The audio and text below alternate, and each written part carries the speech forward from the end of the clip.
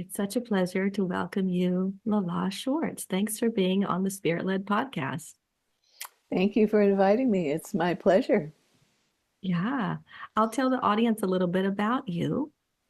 Lillah Schwartz isn't your average yoga instructor. With over 4 decades of experience, she's honed her craft to blend expertise with compassion, guiding students and fellow instructors toward physical vitality, emotional healing, and spiritual awakening. Her journey, marked by personal injury and profound self-discovery, fuels her dedication to sharing the profound wisdom of yoga. Certified by the International Association of Yoga Therapists and recognized by the National Yoga Alliance, Lillah's credentials speak volumes. Author of the book, Healing Our Backs with Yoga, Lillah has recently embarked on a deeper study of the science of breath for physical health, mental stillness, and spiritual connection. Her mission remains clear: to enrich lives and foster transformation through the practice of yoga. Now, Lillah, you have been my teacher and guide for over 20 years. We're having our 20-year anniversary this year. And you've guided me personally and my family through injuries, through personal and professional challenges. And I'm keep studying with you because you keep learning. So I'm trying to keep up. And I really respect that you teach from your personal experience. So I always feel I can trust what you're sharing with me. So it is just a great treat and delight to connect publicly with you here as we've connected in many ways over 20 years. Thank you. Oh, thank you so much for that great introduction, Joan. You know, I really feel that's true. Everything that I teach and offer is something that I've tested out. I put it through the mill. I really test it, and my students have been some of my best teachers because they've been my laboratory. And I've been able to test things on them and see what kind of responses I would get. And that would help me understand the applications of the practices more clearly. So thanks to all my students who continued coming and trusting me and following my lead and having experiences, many of which I believe did send them in a good direction. Yeah, for sure. Well, and today we're going to talk about breathing, and we could interview you about many things related to yoga, but that's your personal passion and interest right now. And in your bio, you said, breathing for physical health, mental stillness, and spiritual connection, which I think will resonate with a lot of our listeners. So tell us about your journey with breathing, pranayama, and maybe give us an intro to your thoughts right now. So the first thing I'd like to say is that there's no separation between the body and mind. And we can pretend that we're doing something with our mind that's not affecting our body. But in reality, it is. There's a chemistry connection, and it's never more obvious than with breathing. So back 2022, I ended up with a heart condition. It had been just post-COVID. I had not been as active as I was. That happened with a lot of my friends. I know they all felt like they got older during COVID because they just didn't have the connections. They just didn't have the activity level. And plus, I was dealing with some health condition with my husband at home and not being very active. And so there was a lot of repressed emotion that I had and less activity. And because of that, my diaphragm actually became very lazy. That's the term I would use, is lazy. And I lost what's called vagal tone. So the vagus nerve is the sympathetic and parasympathetic systems of the body. And it's the parasympathetic system. We know this, and we don't know it.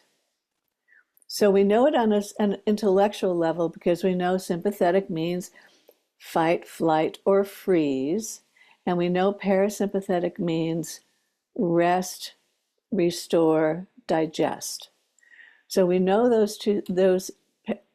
However, applying it to our life and seeing how it's actually manifesting for us is a different scenario. And so what had happened for me is that I had lost my rest, digest, and restore function. And when the vagus nerve becomes lax and loses tone, the baroreceptors in the heart and the throat that regulate blood pressure also atrophy.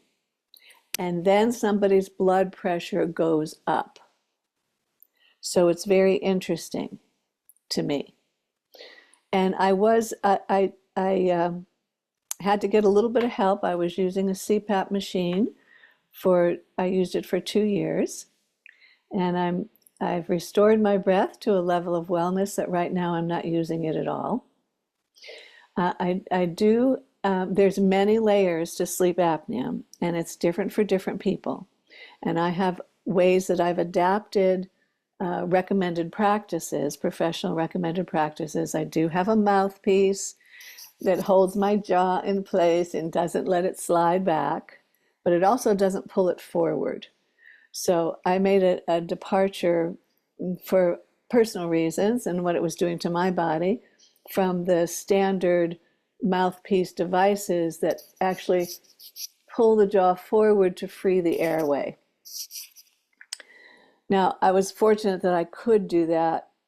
Some people probably can't get away with doing that, so each person has to find their right path and work with their healthcare provider, whoever that is. But for me, I was able to sidestep that by just having an upper and lower retainer and have my teeth held together so that the tongue is resting where it belongs at the roof of my mouth. Okay. And then I started taping my mouth shut at night. So I had, thanks to you, who is also, you, Miss Joan, are also my teacher, and you're the one who passed my way James Nestor's book called Breath. And you were right, I would love it. I devoured that book. I went back and got adult braces and wore braces for 2 years to help open my mouth again and create space for my tongue. I did a lot of different things because of that book and because of you. So thank you for that. I really appreciate our interactions and the way that we do this together along our journey.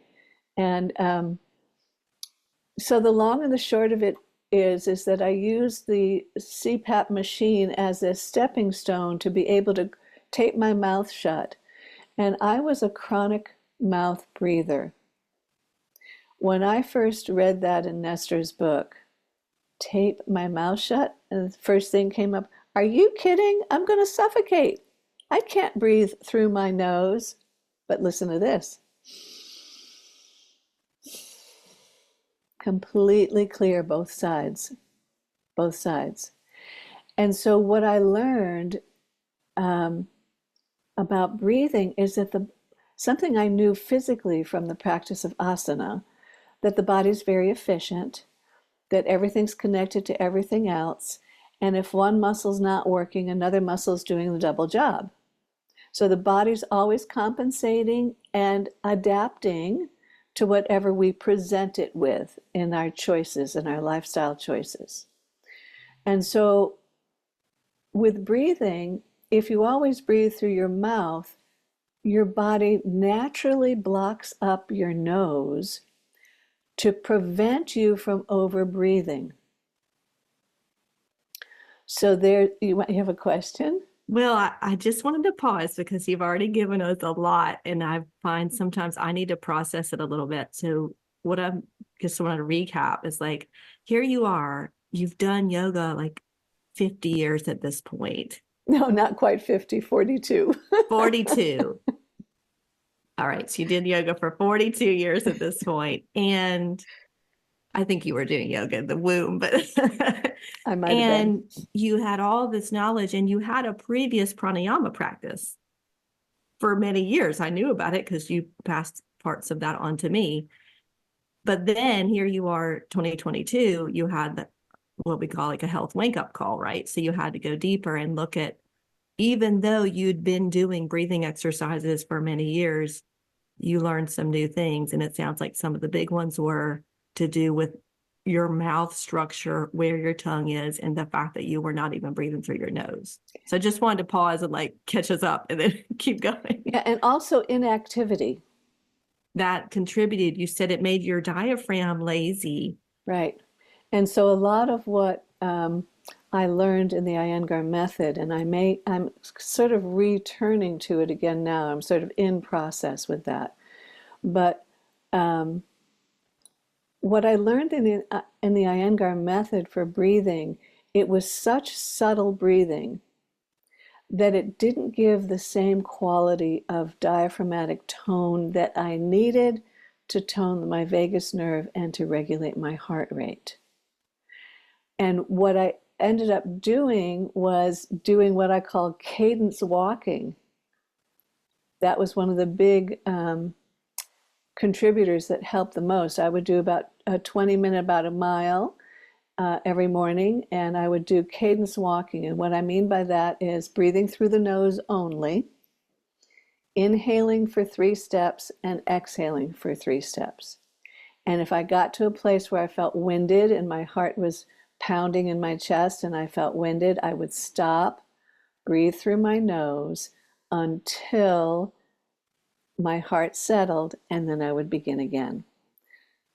So, you know, depending on where a person lives, there's more hills or less hills, right? And I have a lot of hills around my house. So sometimes I'd have to stop on my way up the hill, let my heart regulate, and then continue on. But it was always nose breathing. I committed to the science of breathing through the nose, not the mouth. And the way that James Nestor says it, and the way that Patrick McCowan, who teaches the oxygen advantage, how he says it is, there's no structures in the mouth that have anything to do with breathing. That the mouth is for digesting food and the nose is for digesting breath. And when we breathe through the nose, there are about 30 plus functions that happen when we breathe through the nose. And one of those that's the obvious one that gets people's attention is that when we breathe through our nose, we make more nitrous oxide in the system, which boosts our immunity. So it's not just that the nose is filtering, the nose is actually offering chemistry that supports immunity. Well, and so this is the beginning of the pranayama kind of practices. So is the nose, is breathing through the nose. That sounds like step number 1. Really, ideally, if someone could breathe through their nose all the time, that would indicate a level of wellness that's an improved level of wellness and an improved level of chemical function. So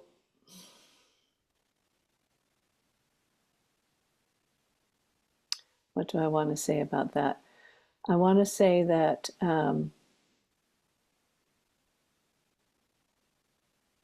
nose breathing is very important, so we have to go to nose breathing. So catching yourself anytime during the day, if you're not breathing through your nose, just stop and breathe through your nose, close your mouth. Every time you find it open, close your mouth.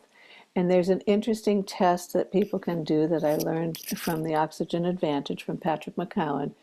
It's called the blood oxygen level test, BOLT, the blood oxygen level test.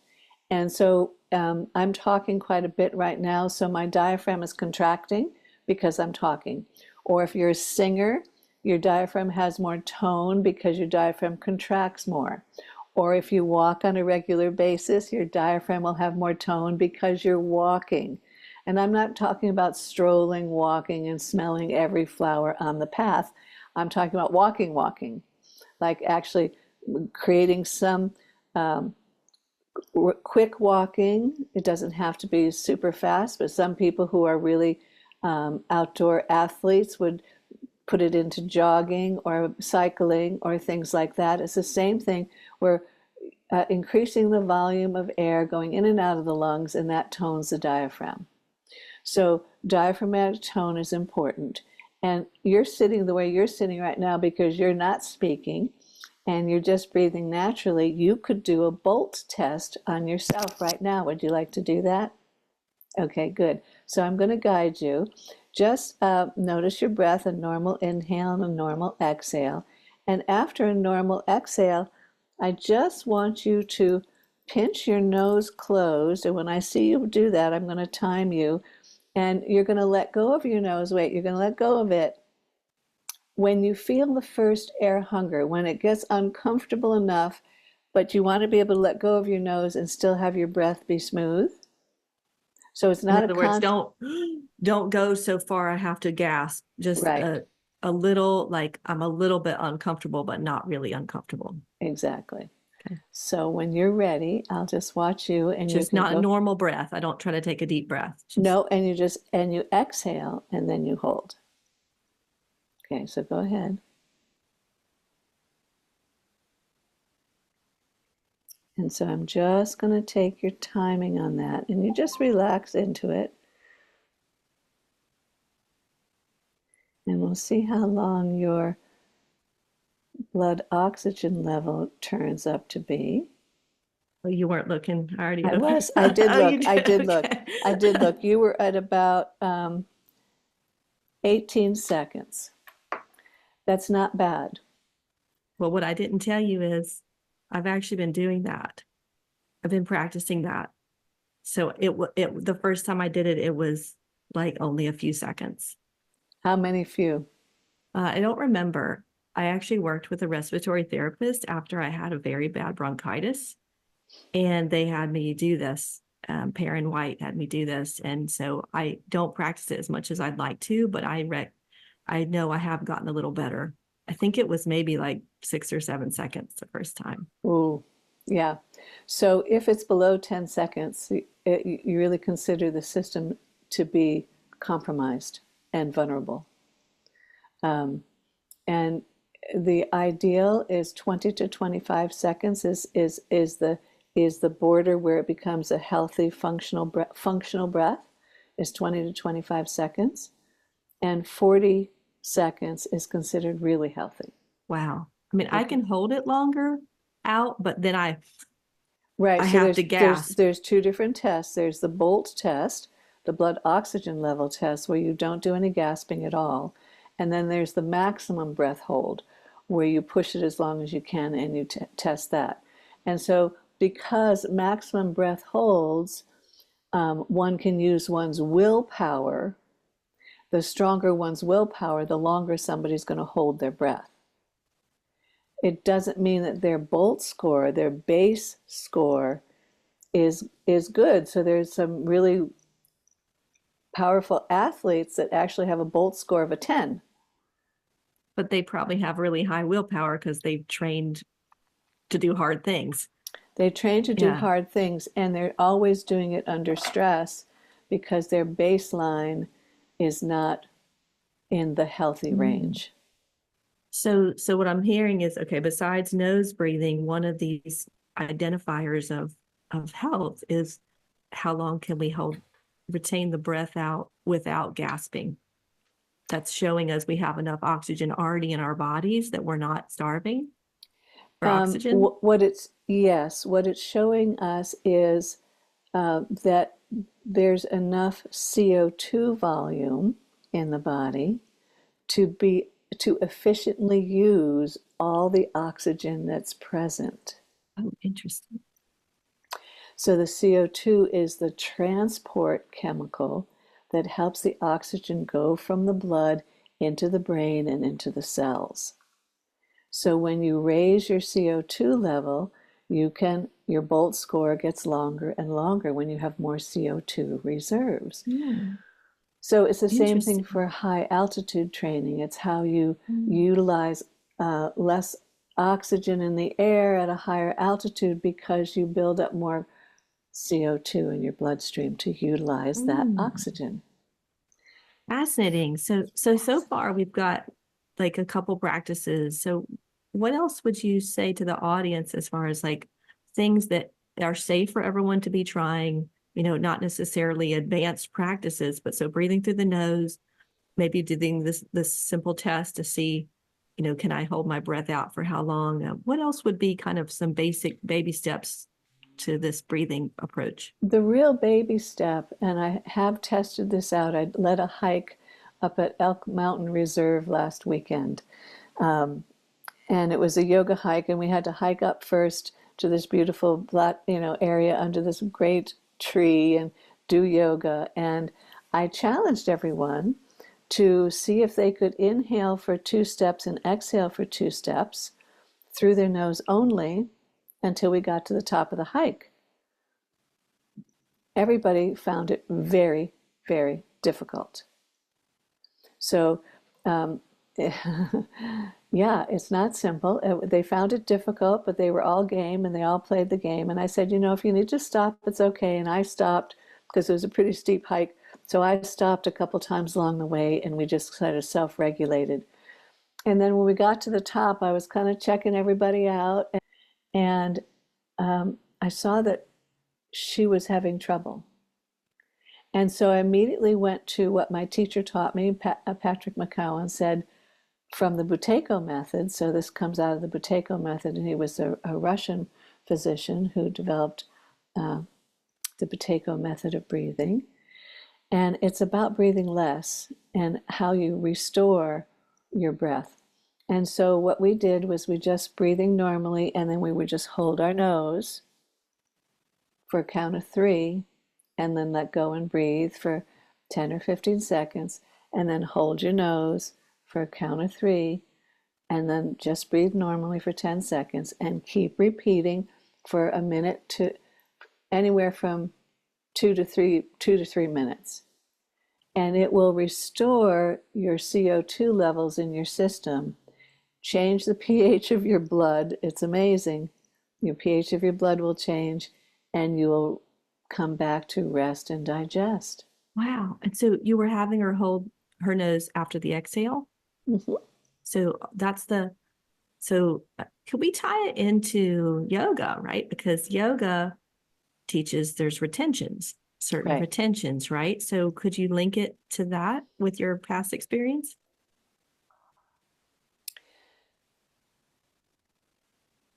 When I went back a year or 2 ago and read the Hatha Yoga Pradipika, nowhere in the book, this is the ancient book on yoga that people refer to all the time, nowhere in the book did it say you should take a really huge breath, that you should inhale for a count of 40 and then exhale. Nowhere in that book. What was in the book was, how long could you stop your breath? So in the cessation of breath, you control consciousness. So consciousness is linked to breath, not the mind. Consciousness is linked to breath.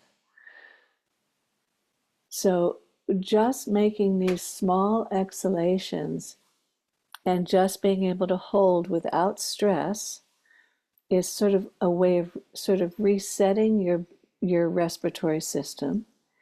And then you can go from there and work from there with other breath holds, right? The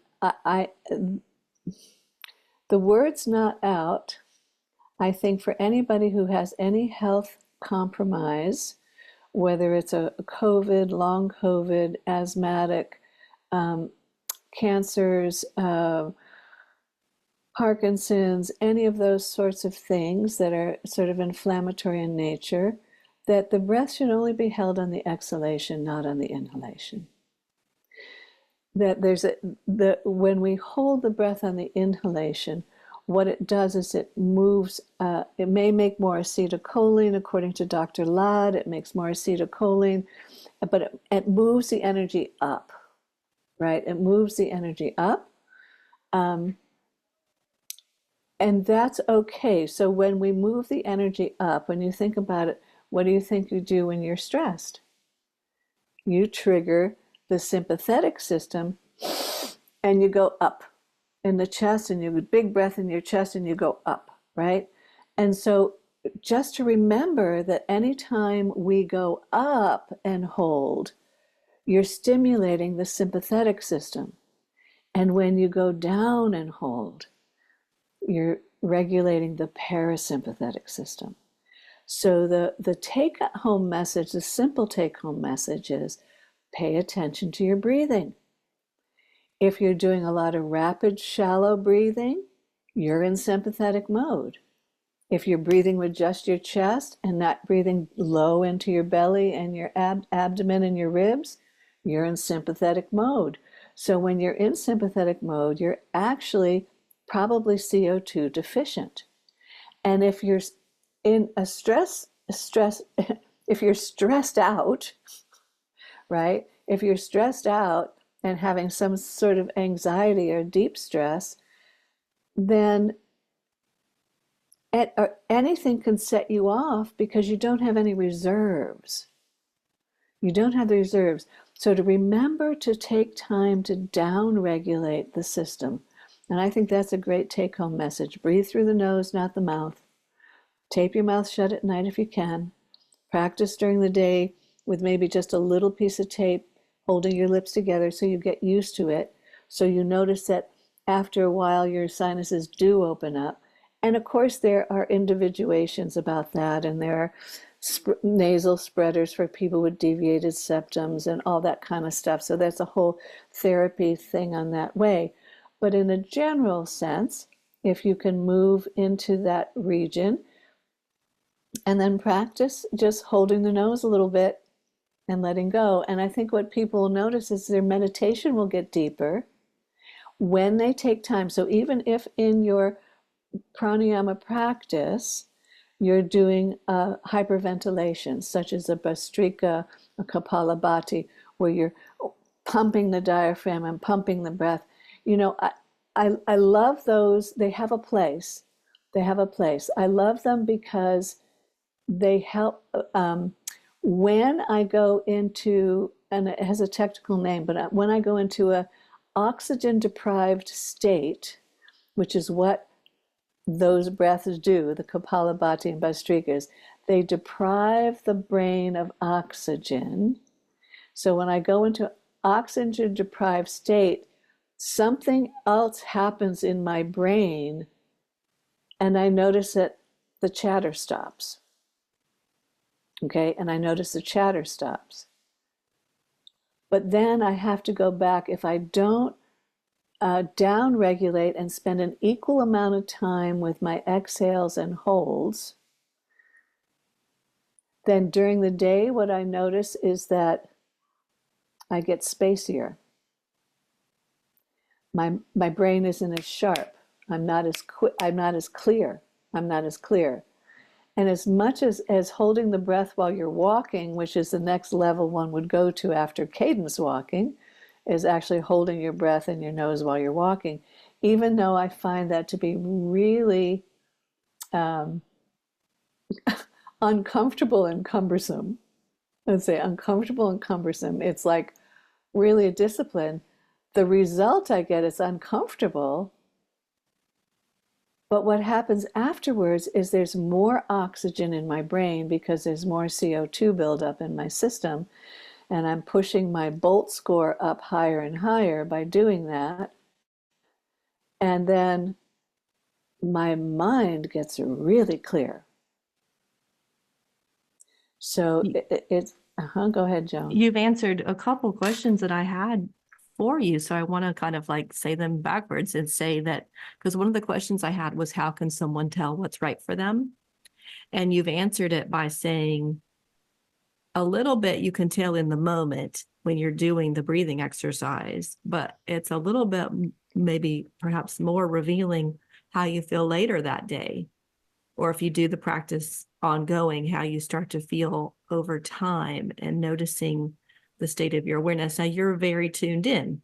You're a yogi for many, many years. So you're very tuned in to your state of awareness and your body and your breath, whereas a lot of us are not that at that level yet. So, but we can pay attention. And then the other thing I'm just taking away that I personally feel happy to hear is that sometimes for me, it's hard to, carve out more time to sit still and breathe.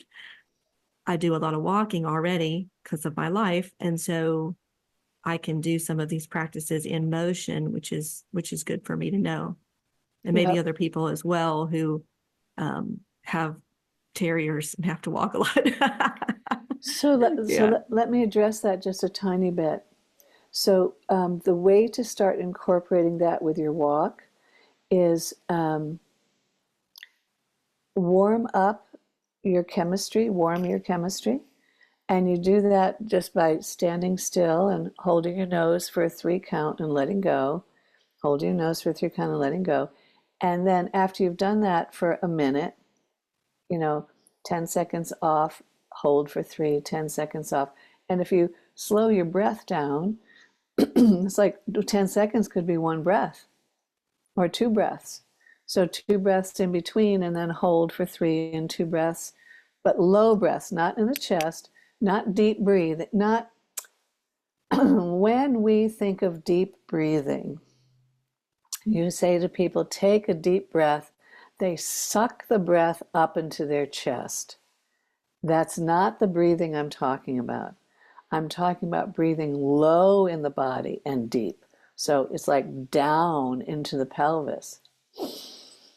So the breath goes down and the bottom ribs expand sideways. And that's something that I did learn in the Iyengar method, I'm happy to say.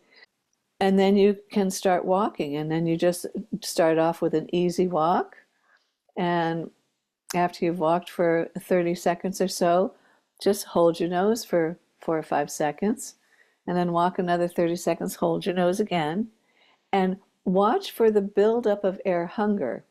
So the idea is that you're actually trying to stimulate a little bit of air hunger by holding the nose as you're moving, so that when you have air hunger that you're resetting the CO2 receptors in your brain, and you're asking them to take in and be harmonious with more CO2. Yeah, and you can do that walking. You've shared so much already. Is there anything else that you would want to tell a yogi Yes. who is the Kriya Yoga community? I mean, our teachers taught us to go all the way. I mean, that's the example they led was they became enlightened, which is amazing, right? That's not a common teaching in our society. Just focus, do what you got to do, and wake up. Do it this lifetime. So what would you tell someone with that goal in their mind about breathing and what they should be thinking about, maybe in addition to what we've already shared? Or So there are lots of different breathing practices. There's no really right way. The main takeaway is if you're up regulating, also spend time down regulating with some breath holds at the bottom. So that's important. And then the other piece is if you're doing those breath of fire and those Kriya type power breaths to really stimulate the mind and get everything buzzing, that's wonderful. But then there's also something called Brahmari or Brahmari, which is the humming breath, right? Where you can just or you can do the full yoga path, which is you block the ears, you put the fingertips on the forehead and the inside of the nose, and slightly bow the head, and you hum so that you're vibrating your head, you're vibrating your chest, and and your diaphragm's toning. It's going to make your diaphragm tone because it's like singing, because it's a long breath and you're you're singing, right? And so that and then to just be still. And then it's like what Dr. Ladin, from his perspective, talks about so hum. So you think of inhaling so and exhaling hum, and then you make the breath as light as possible. You feel the breath, cool breath coming in, the warm breath going out. And then you keep slowing it down until the nasal hairs themselves stop moving. So so after that brummery, then you go to that really, because you cleared the way. And interestingly enough, the brummery is going to help restore the CO2 balance, because it's like singing. And then you just get still and open yourself up, and remember that that the pillar of light goes from of your own being, everybody's own being, goes from well above the crown of the head. Those chakras are 3 feet above your head, all the way through the central channel, all the way out the pelvis into the earth. So we're traversing heaven and earth all the time in the unseen. Yeah. And just connect to that, and then be open and be open. So if you have a problem, something's been troubling you, and it's back in your mind again, that's the time when we're ripe to just surrender it. I'm going to turn it over to my spiritual body. I'm going to give it to my spiritual body and let my spiritual body guide me. And then just be receptive, be still, and listen, and let it in. Just be still and listen. And that's the beauty of pranayama, that when we control the breath, we're connected to consciousness. I love what you just shared, and I can't wait to listen to it again. And what I was loving the most about it is you never met our teacher, Roy Eugene Davis. I never got you to come down and meet him, but the truth is the truth, and people have studied many different paths, right? But the truth is the truth, and all of the great teachings say exactly what you just did. You use your tools. We all have tools in our toolkit. Pranayama is a tool. We have many different breathing tools.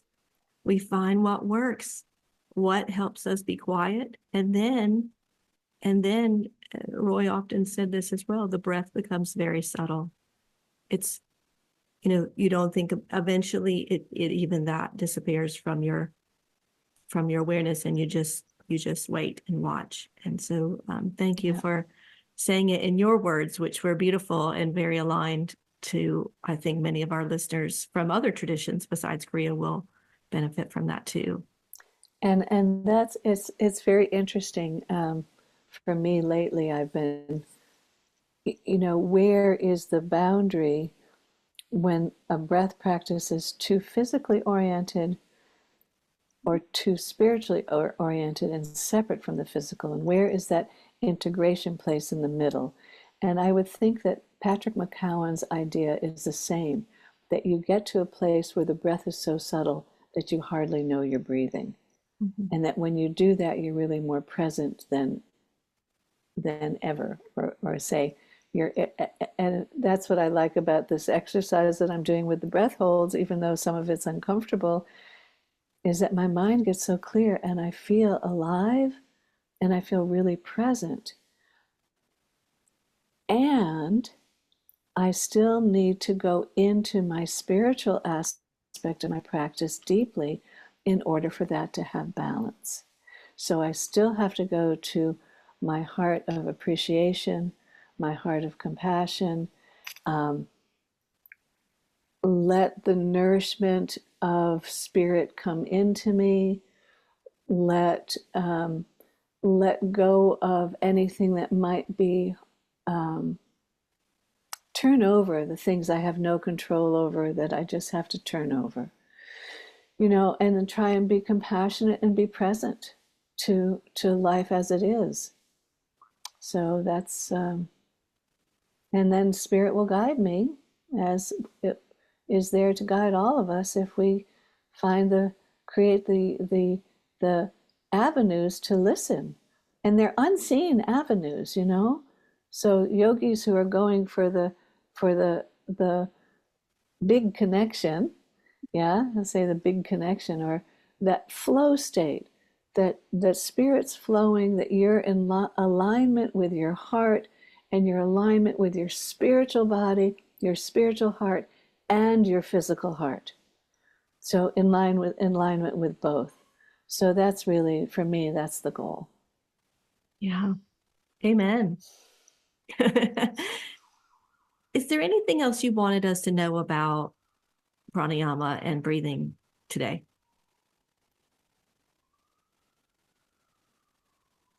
Listen to your body.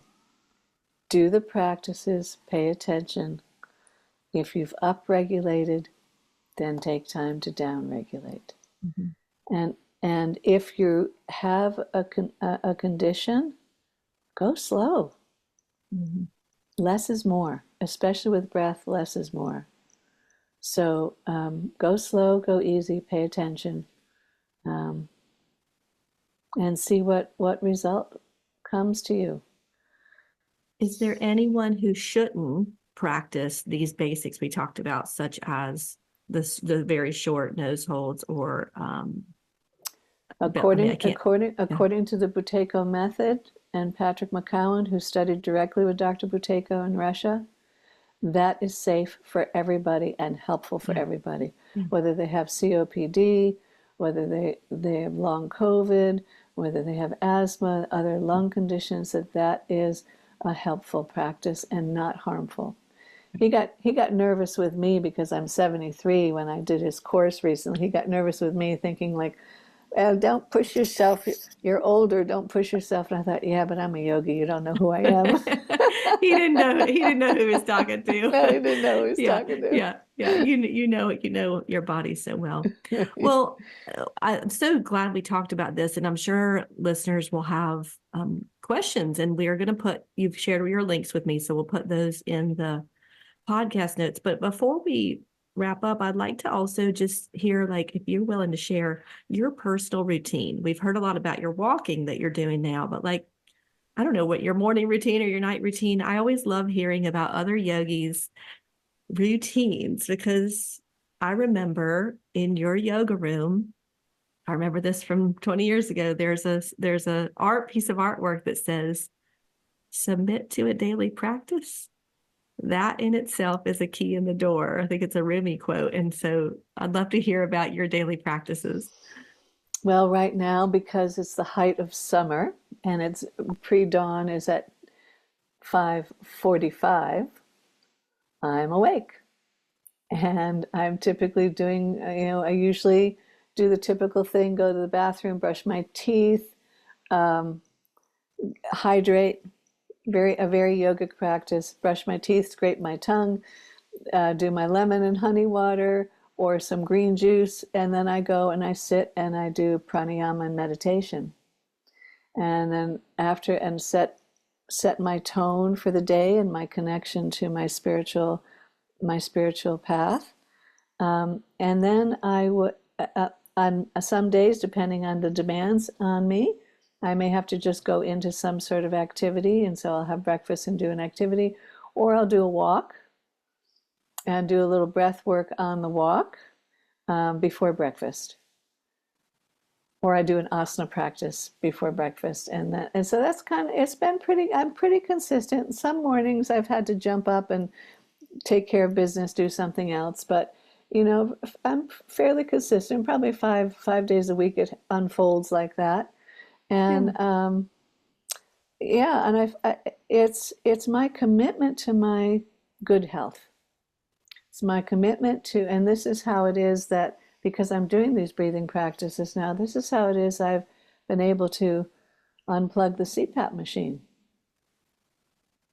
So, my heart rate had gone up. It was really scary. The doctor had wanted to put me on medicine, and I did not go on the medicine. I went to my breath, and I started doing cadence walking and breathing exercises. I did some Bhastrika, because Bhastrika will reset the rhythm of the heart, according to Dr. Vasant Lad, and according to my own experience as well.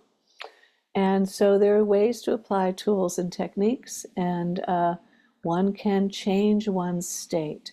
One can change one's state. One can make different choices, put other practices in place that sustain our well-being. And then I have to say, Miss Joan, I have to say that I'm really happy to know women like you who are at least 10 years younger than I am, because if I keep staying healthy, I need some friends after a while. Yeah, well, hopefully I'll be around with you. Well, and before we wrap up, is there anything you wanted to share as far as like if people are wondering if they have personal questions, like if they want to have a private lesson to consult about a certain condition, do you want to say anything about that? I'd be happy to do any kind of private consult with people. They can find that through my website with one of Yeah, those links. I'm managing several different aspects of life right now, and it's looking like probably September will be the time that I'll offer a breath course. So great. yeah, it won't be August even. It'll probably be in September. There's just been Life.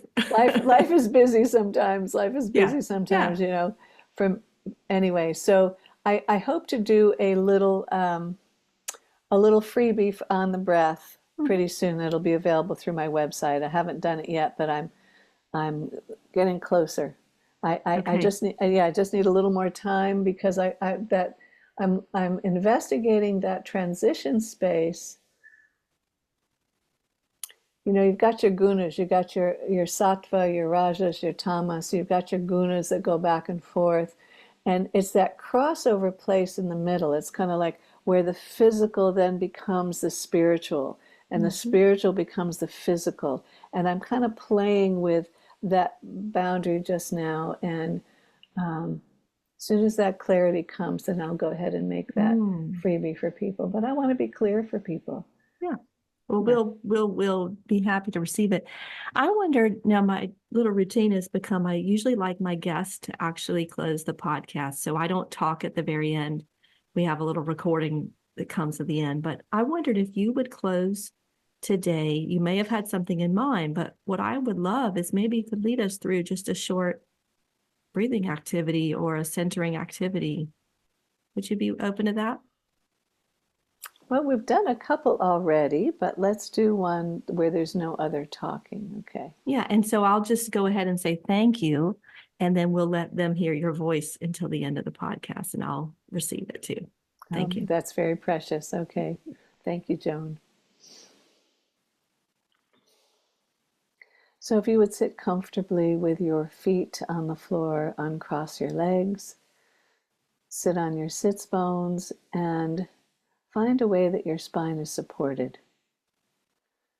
And then imagine there's a string drawing you up from the crown of your head, allowing the spine to be connected to that string.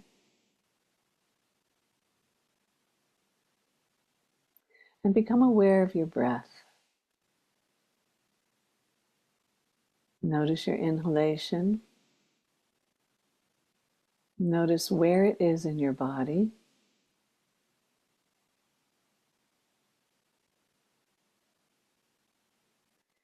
And notice the relationship of your inhalation to your exhalation.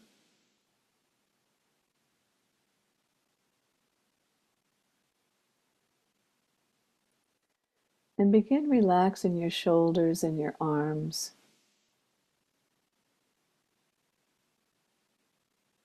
And of course, breathing through the nose only.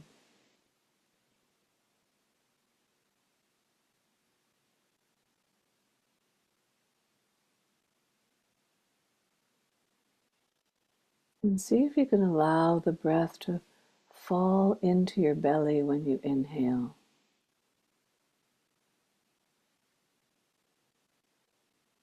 And it's not that I want you to push your breath out, I want you to receive your breath. But let go of any tension in the abdomen, any inner tension, so the breath can fall easily into the lower part of your body.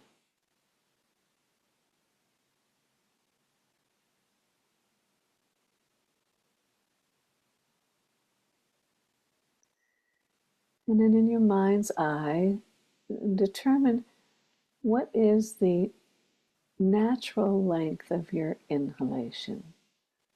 It might be a 2, it might be a 3, it might be a 4. We don't want to push it past a 4. Anything up to a 4 count, or 4 heartbeats, however you want to judge that. So notice your inhale. And notice your exhale. And then let's see if you can make your exhalation 1.5 times your inhalation.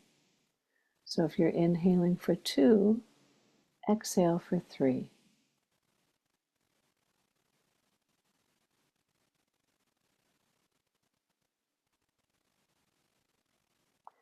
If you're inhaling for 3, exhale for 5.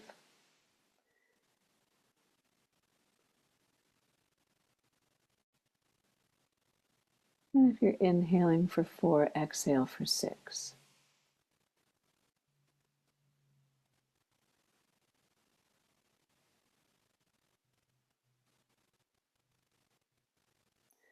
The rhythm of the breath is completely individual, and it's your choice. And when you're exhaling now, squeeze in on your abdomen, the sides and the front of the abdomen, as if you were hugging your belly.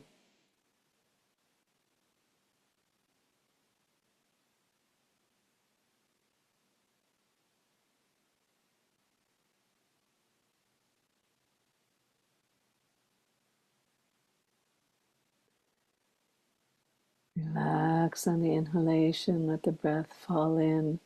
So don't make a lot of effort, don't create tension, create relaxation.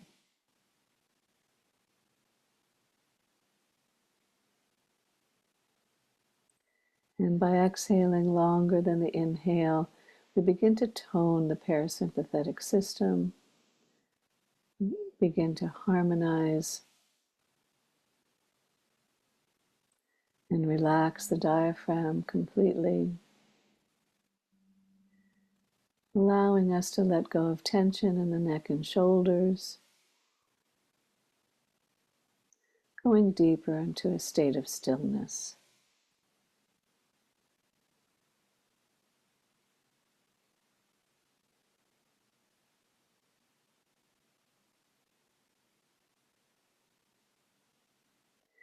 And then think about the diaphragm. Think about the bottom ribs expanding to receive your inhalation.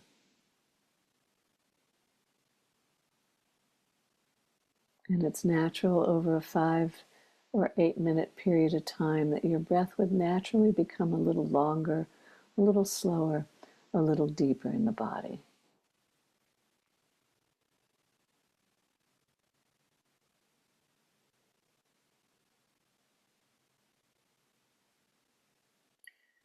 And then lightly turn your eyes up toward the third eye. Just turn up toward the crown.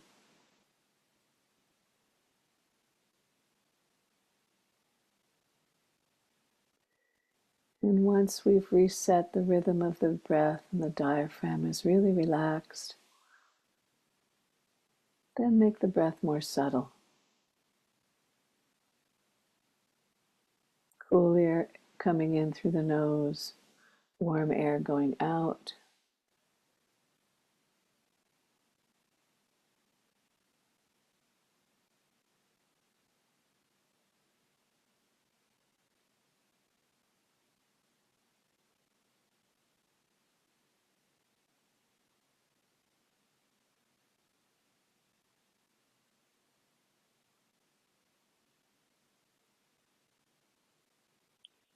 And let that become softer and more subtle as well.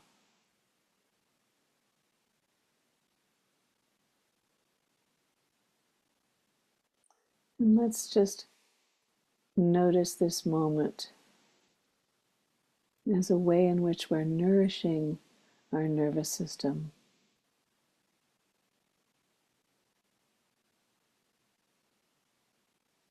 Bringing ourselves back to a copacetic balance and harmony.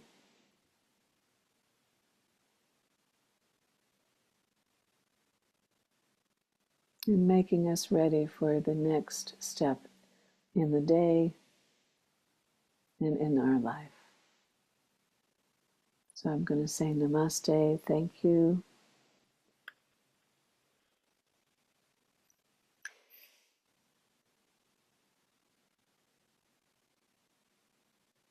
Thank you for tuning in to the Spirit-Led Podcast. Special thanks to our producer, Monty Craig. Please subscribe to catch upcoming episodes. For support in your awakening journey, visit our sponsor, the Center for Spiritual Awareness at csa-davis.org.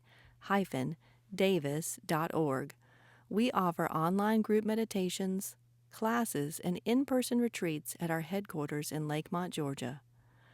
Once again, that's csa-davis.org. Until next time, remember your pure essence of being, an eternal relationship with the infinite.